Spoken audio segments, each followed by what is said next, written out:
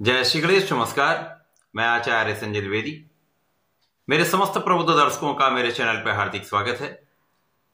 प्रिय दर्शकों, आज मैं धनु राशि का वर्ष 2025 का वार्षिक राशिफल लेकर आपके सम्मुख उपस्थित हूं। वर्ष 2025 धनु राशि के जातकों के लिए किस प्रकार का फल देने वाला है, जो ग्रहों की स्थितियां बन रही हैं वो आपके स्वास्थ्य के परिप्रेक्ष्य में, आपके शिक्षा ज्ञान के परिप्रेक्ष्य में, कर्म क्षेत्र के परिप्रेक्ष्य में कितना अच्छा परिणाम देने वाला है। इस वर्ष आपका भाग्य कितना साथ देगा, कितनी उन्नति आप करने वाले हैं, कितने आय का योग बन रहा है, आय में कितनी वृद्धि का योग बन रहा है, धन का कितना लाभ ले पाएंगे, भाग्य का कितना साथ मिलेगा। इस वर्ष में जो स्थितियां बन रही उनके अनुसार ये वर्ष आपके लिए संपूर्ण रूप से किस प्रकार का रहने वाला है, संपूर्ण विश्लेषण मैं पूर्ण तर्क के साथ करने जा रहा हूं। प्रिय दर्शकों, इस राशिफल को आप अपने लग्न तथा राशि दोनों के अनुसार देख सकते हैं। वार्षिक राशिफल सदा ही गुरुदेव बृहस्पति, शनिदेव तथा राहु पर आधारित होता है, क्योंकि ये तीनों एक लंबी अवधि के ग्रह हैं, जिसमें से गुरुदेव बृहस्पति का गोचर काल 1 वर्ष का होता है। शनिदेव सर्वाधिक समय के लिए गोचर करते हैं, जब ये किसी राशि में 2.5 वर्ष गोचर करते हैं, तथा राहु का गोचर काल 1.5 वर्ष का होता है। प्रिय दर्शकों, हमारा सनातन वर्ष सदा ही चैत्र माह की प्रतिपदा से प्रारंभ होता है। वर्ष 2025 में 30 मार्च से हमारा वर्ष प्रारंभ हो रहा है। तो इस पूरे वर्ष में धनु राशि के लिए जो शनिदेव का गोचर होगा वो आपके चतुर्थ भाव में प्रारंभ हो चुका होगा, क्योंकि शनिदेव 29 मार्च को अपनी राशि का परिवर्तन कर चुके होंगे। 14 मई को गुरुदेव बृहस्पति जो आपके षष्ठम भाव में गोचर कर रहे हैं, उनका परिवर्तन आपके सप्तम भाव में हो जाएगा। वर्ष 2025 में गुरुदेव अतिचारी अवस्था में रहेंगे, अर्थात इनका गमन अति तीव्र गति से होने वाला है, जिसके कारण ये पुनः परिवर्तन करेंगे तथा 18 अक्टूबर को आपके अष्टम भाव में प्रवेश कर जाएंगे। यहां पर ये 5 दिसंबर तक गोचर करेंगे। उसके पश्चात ये वक्री अवस्था में आकर सप्तम भाव में गोचर करना प्रारंभ करेंगे, जहां पर ये बाकी के पूरे वर्ष में जितना भी समय बचा है उसमें इनका गोचर काल होगा। राहु 18 मई को राशि परिवर्तन करेंगे तथा आपके चतुर्थ भाव से निकलकर तृतीय भाव में गोचर करना प्रारंभ करेंगे, जहां पर राहु को कार्यकत्व प्राप्त है। इसी प्रकार से केतु का गोचर आपके 9वें भाव में हो जाएगा। 30 मार्च से लेकर 18 मई तक शनिदेव तथा राहु का चतुर्थ भाव में युति प्रभाव रहेगा। अब शनि और राहु का जब भी युति प्रभाव होता है तो इसे असाध्य योग कहते हैं, अनप्रेडिक्टेबल योग कहते हैं। निश्चित रूप से जो अभी राहु आपके चतुर्थ भाव में होकर कर्म क्षेत्र में कहीं ना कहीं कुछ बाधाएं, कुछ अवरोध, कुछ समस्याएं दे रहे थे, उतार चढ़ाव की स्थिति थी, कार्य क्षेत्र की अधिकता के कारण, कार्य क्षेत्र के बोझ के कारण समस्याएं थी, थकान की स्थिति थी, एग्जर्शन था। शनिदेव के आने के पश्चात ये समस्याएं दूर हों। यद्यपि आपके लिए शनिदेव की ढैया का कालारंभ होगा, परंतु चतुर्थ भाव की ढैया शनिदेव कहीं ना कहीं आपके लिए अत्यंत लाभकारी है, क्योंकि शनिदेव के लिए कहा जाता है जब ये किसी भाव में जाते हैं उस भाव के प्रभाव को कई गुना बढ़ा देते हैं। चतुर्थ भाव आपका अत्यंत प्रबल हो जाएगा। इसी प्रकार से राहु को शनिवत कहा गया है, शनिवत राहु, तथा शनिदेव के नक्षत्र में होने के कारण ये शनि के प्रभाव में पूर्ण रूप से रहने वाले हैं। तो राहु के नकारात्मक प्रभाव पर शनि का अंकुश लगने वाला है। 30 मार्च के पश्चात इस भाव की प्रबलता आपको प्राप्त होगी। तो आपके कार्य क्षेत्र में जो अनियमितता थी, जो कार्य क्षेत्र में कार्य की अधिकता के कारण तनाव था, वो कम होगा। कार्य क्षेत्र में उतार चढ़ाव कम होगा, क्योंकि शनिदेव की सीधी दृष्टि का प्रभाव आपके कार्य क्षेत्र पर है। इस समय में आपके कार्य क्षेत्र में विस्तार का योग बनता है, पद वृद्धि का योग बनता है, लाभ वृद्धि का योग बनता है, कार्य क्षेत्र की सफलता का योग बनता है। यद्यपि इस समय में कुछ आलोचना करने वाले लोग हो सकते हैं, कुछ बैकबिटिंग करने वाले लोग हो सकते हैं, परंतु उन सभी का पराभव निश्चित है, क्योंकि इस वर्ष में शनिदेव पूरे वर्ष आपके चतुर्थ भाव में रहकर शत्रुओं का विनाश करने वाले, प्रबल शत्रुहंता योग बन रहा है, जिसके कारण इस वर्ष में आपकी स्थिति अत्यंत प्रबल रहने वाली। प्रारंभिक समय में गुरु पर भी शनि का प्रभाव होगा,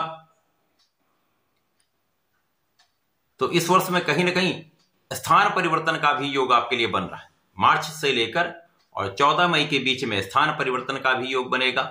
एक अच्छे अवसर की प्राप्ति का भी योग बनता है, नए कार्यक्षेत्र में जाने का योग बनता है, नौकरी की प्राप्ति का योग बनता है तथा ऋण चुकाने का योग बनता है। रोग भी यहां पर नियंत्रित रहेंगे।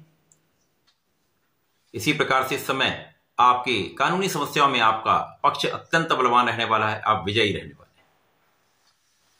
कार्यक्षेत्र में निश्चित रूप से आप सफल हैं, परंतु कहीं ना कहीं कुछ अवरोध, कुछ तनाव, कुछ जो समस्या करने वाले लोग हैं उनके कारण इस समय कुछ ना कुछ समस्या चल रही है, परंतु शनिदेव के आने के पश्चात ये समस्त समस्याओं का अंत होगा। लोगों का संपूर्ण सहयोग आपको प्राप्त होगा।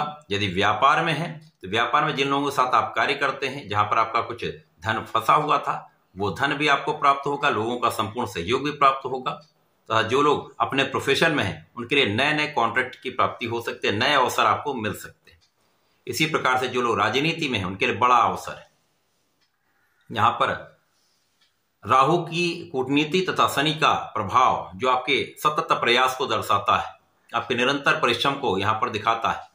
आपका परिश्रम यहां पर संपूर्ण रूप से फलदायी रहेगा तथा राहु की कूटनीति के कारण आप अपने राजनीति के क्षेत्र में अत्यंत सफल रहने वाले। 14 मई को जब गुरुदेव बृहस्पति आपके सप्तम भाव में आ जाएंगे तो लग्न को देखेंगे, जिसके कारण लग्न की प्रबलता प्राप्त होगी, आपके अंदर धैर्य बढ़ जाएगा, ज्ञान का संपूर्ण तथा समुचित उपयोग आप कर पाएंगे, आप अपनी ऊर्जा को नियोजित कर पाएंगे। इस समय में आपके कार्यक्षेत्र में भी विशेष प्रभाव प्राप्त होगा। जीवन साथी के साथ सामंजस्य भी अच्छा होगा, साझेदारी में एक अच्छा लाभ भी आपको प्राप्त होगा तथा आपके परिश्रम का संपूर्ण लाभ आप यहां पर लेने वाले। इस समय में कार्यक्षेत्र से आपके लाभ में वृद्धि का पूर्ण योग बन रहा है। इस समय आपके इच्छाओं की पूर्ति का योग बन रहा है। जो कार्यक्षेत्र में आपका मन था, जो आपकी इच्छा थी, कार्यक्षेत्र की सफलता का संपूर्ण योग, कार्यक्षेत्र में प्रगति का संपूर्ण योग आपके लिए बनेगा। जब राहु भी 18 मई को तृतीय भाव में चले जाएंगे, जहां राहु को अच्छा फल देने वाला माना गया है, तो निश्चित रूप से इस समय आप बहुत परिश्रमी भी होंगे, परिश्रम का श्रेष्ठ लाभ भी मिलेगा, भाग्य का सहयोग भी प्राप्त होगा। जीवन साथी के स्वास्थ्य में कुछ समस्या हो सकती है, परंतु यहां पर गुरुदेव का होना इसको संतुलित करने वाला है। जीवन साथी के साथ मतभेद हो सकते हैं, परंतु यहां पर भी आपका धैर्य, आपका ज्ञान आपको यहां पर नियंत्रण करने वाला है। जहां जहां राहु का प्रभाव समस्या करने वाला है, वहां वहां गुरुदेव का प्रभाव उसको बैलेंस करने वाला है। इसी प्रकार से गुरु और शनि का संयुक्त प्रभाव आपके लग्न पर है, जो आपको निश्चित रूप से परिश्रमी के साथ साथ कर्मठ भी बना रहे हैं, दृढ़ संकल्पित भी बना रहे हैं, आपको बहुत फोकस्ड बना रहे हैं।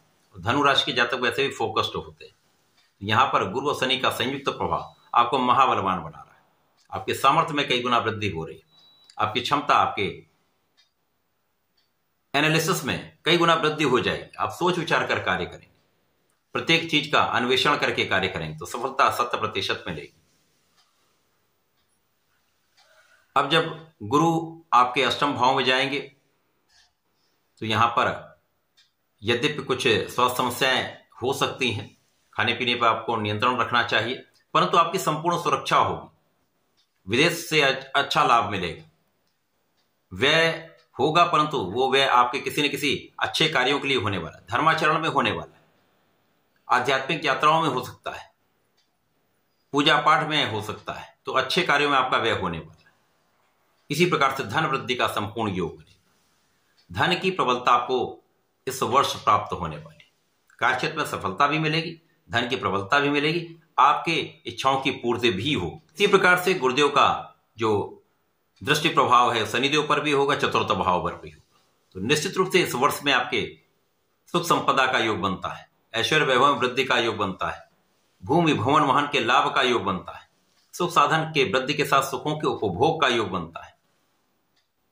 अब राहु और शनि तो जहां पर पूरे वर्ष में रहने वाले हैं, जो उनका फल मिलेगा, परंतु गुरुदेव पुनः वापसी करेंगे 5 दिसंबर को, आपके सप्तम भाव में आ जाएंगे, जहां पर आपकी स्थिति अत्यंत प्रबल हो जाएगी।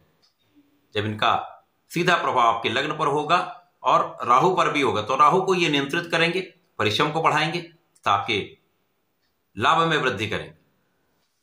वर्ष 2025 धनु राशि के जातकों के लिए एक अच्छा वर्ष यहां पर प्रारंभ हो रहा है। यद्यपि यहां पर ढैया का प्रभाव होगा, परंतु ये शनि की ढैया आपके चतुर्थ भाव में होकर सुखों का उपार्जन कराने वाली है, कार्यक्षेत्र में वृद्धि करने वाली है तथा आपको जीवन का लाभ देने वाली है। इस पूरे वर्ष में आपको नियमित रूप से भगवान श्री हरि की उपासना करनी चाहिए। विष्णु सहस्त्रनाम का पाठ करें अथवा सुन लें। ओम नमो भगवते वासुदेवाय का कम से कम 1 माला का जप नित्य करें तथा प्रत्येक शनिवार को अब आपको शनिदेव के मंत्र ओम प्राम प्रीम प्रोम साहा शनिश्चराय नमः का 1 माला का जप अवश्य करना चाहिए। यदि केवल शनिवार ये कर लेते हैं तो विशेष लाभ भी प्राप्त होगा। कार्यक्षेत्र की बाधाएं दूर होकर बड़े बड़े लाभ आपको यहाँ पर प्राप्त हो सकते हैं।